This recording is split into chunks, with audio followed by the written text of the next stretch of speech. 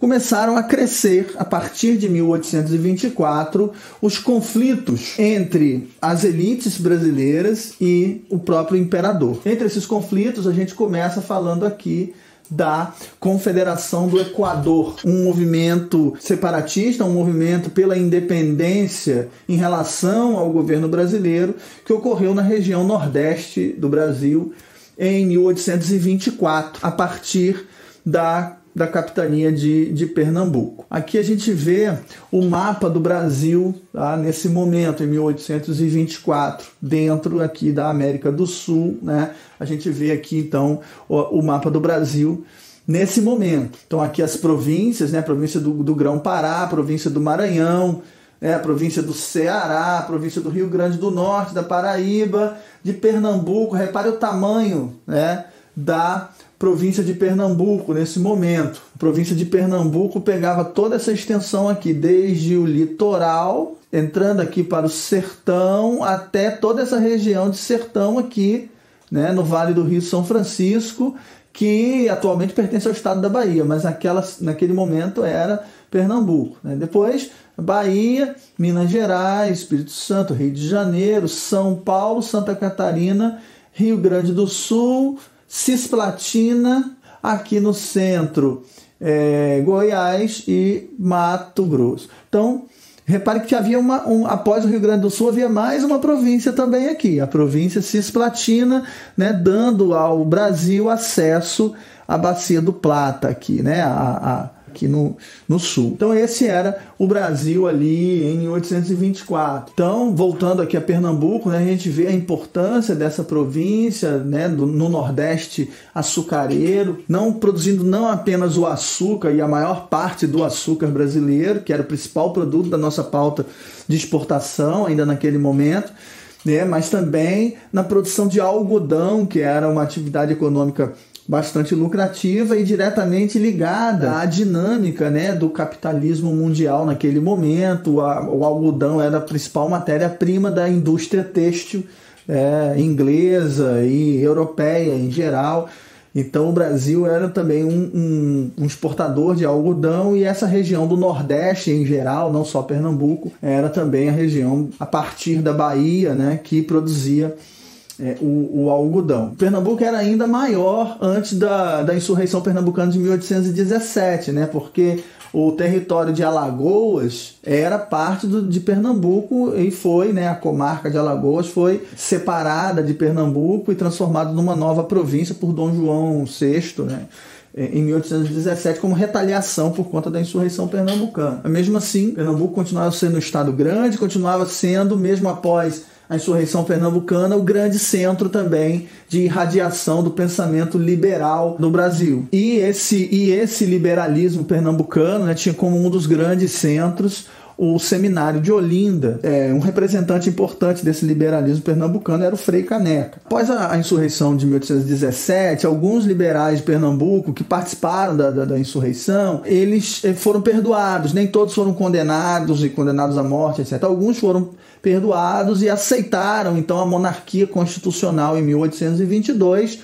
Porém, eles defendiam naquele contexto que essa monarquia seria uma monarquia constitucional e essa Constituição iria priorizar os princípios do federalismo, da autonomia das províncias, mas a Constituição de 1824, como a gente acabou de ver, não apresentava o contrário de tudo isso. Instituiu um regime centralista, unitarista, né? Então era justamente contra isso que os pernambucanos, os liberais de pernambucanos, se levantavam agora em 1824 novamente, contra o unitarismo presente na Constituição de 1824, por causa da maneira como se deu a dissolução da Assembleia Constituinte de 1823, com a prisão dos constituintes, etc. Uma Constituição, a de 24, que foi imposta, que foi outorgada, né? Ou seja, era como se estivesse se estabelecendo no Brasil, a partir de 1824, um regime monárquico absolutista. Essa era a leitura dos liberais de Pernambuco naquele momento. Desde o momento da dissolução da Assembleia Constituinte de 1823, começou a acontecer na província de Pernambuco uma série de conflitos entre esses liberais e presidente da província que havia sido nomeado por Dom Pedro no ano de 1823 para governar Pernambuco. Portanto, ele era fiel a Dom Pedro, né? Era o Francisco Paz Barreto, que era o governador da província. E com esses conflitos, logo a partir da dissolução da Constituinte, ainda no ano de 1823, o Paz Barreto renunciou ao governo da província e os liberais de Pernambuco elegeram um novo presidente, o Manuel de Carvalho, que passou a ser o novo presidente da província, mesmo sem o consentimento de Dom Pedro I. Aí então Dom Pedro manda, em 1824, 2 navios de guerra para Pernambuco, comandados por um militar britânico chamado John Taylor, e esses navios vão até o Recife para derrubar o governo do Manuel de Carvalho, né? Para derrubar o Manuel de Carvalho do poder. E aí começa uma rebelião em Pernambuco. E com a resistência dos pernambucanos, liderados pelo Manuel de Carvalho, o John Taylor, se percebendo em desvantagem, se retira e retorna para o Rio de Janeiro. E aí então, em 2 de julho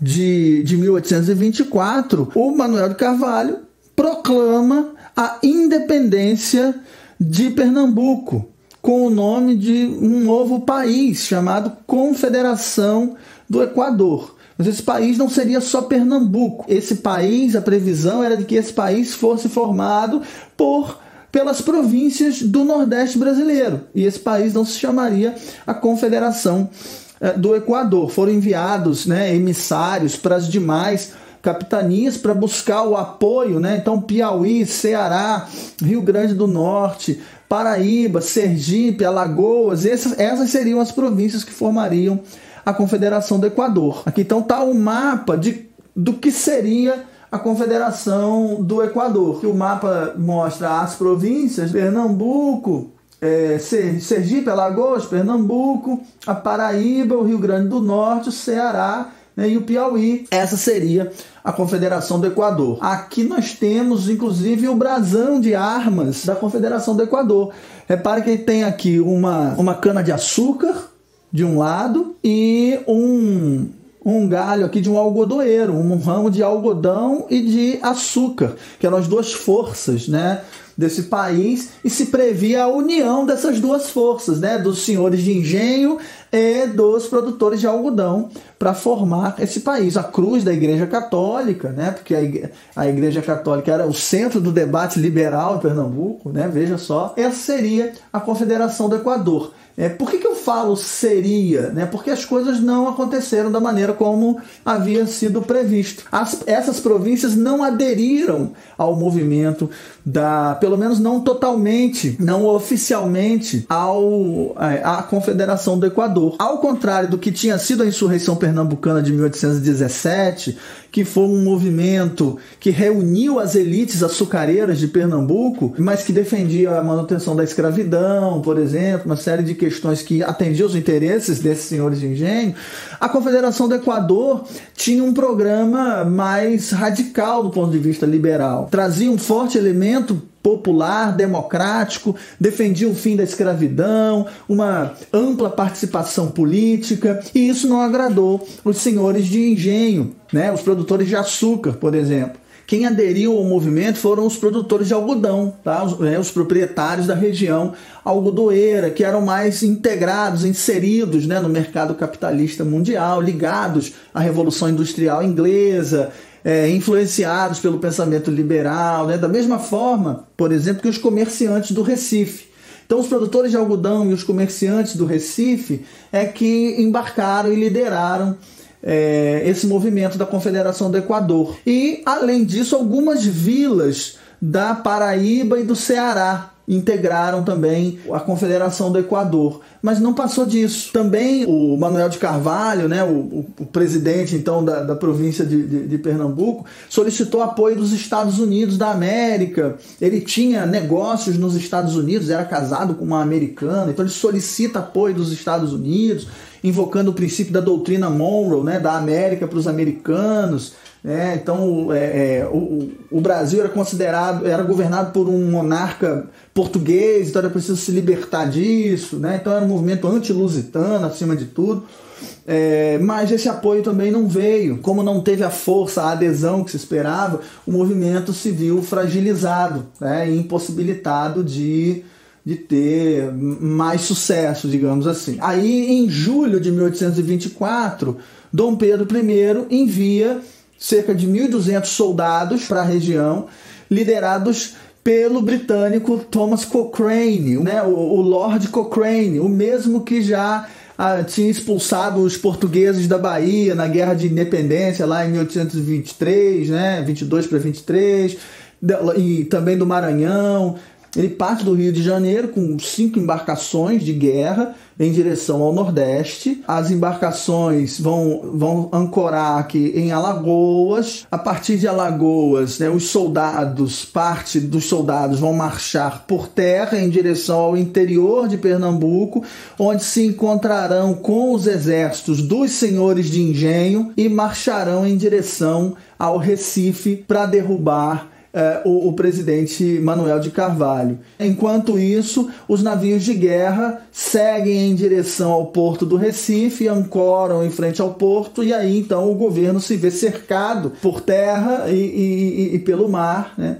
E aí o que acontece nesse momento? Chegam mais de 3.500 soldados em direção ao Recife. E aí nesse momento o presidente Manuel de Carvalho fugiu, né, do Recife, e o movimento ficou sem a liderança. E aí eles vão sendo derrotados com uma certa facilidade. Um outro grupo que conseguiu fugir foi o grupo liderado pelo Frei Caneca. Eles conseguem fugir para o Ceará, eles vão se abrigar em algumas vilas do Ceará, mas também serão derrotados pelas tropas fiéis de Dom Pedro I. E isso aconteceu também, a mesma coisa na Paraíba, né? Os rebeldes também foram derrotados e presos, né? Os prisioneiros foram julgados, 31 deles foram condenados à morte, tá? Sobretudo o Frei Caneca, que foi considerado o principal líder, né? E se tornou o mártir, né, da Confederação do Equador. O Frei Caneca foi condenado à morte na forca, né, mas o Carrasco se recusou a enforcar o Frei Caneca, porque era um padre, enfim, né,